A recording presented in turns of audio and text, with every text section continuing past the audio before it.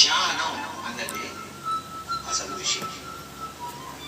కనుకనే ఈ సరైన ధ్యానం అనేది బుద్ధుడి అష్టాంగ మార్గంలో 8 పాయింట్లలో మోస్ట్ ఇంపార్టెంట్ పాయింట్, చివరి పాయింట్.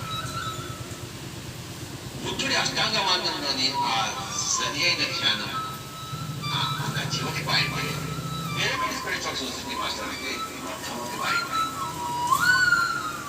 కనుకనే పిరమిడ్ స్పిరిచువల్ సొసైటీ వారి 18 ఆదర్శ సూత్రాలు సరైన ధ్యానం చేయడము, చేయించడము అనేది మొట్టమొదటి పాయింట్.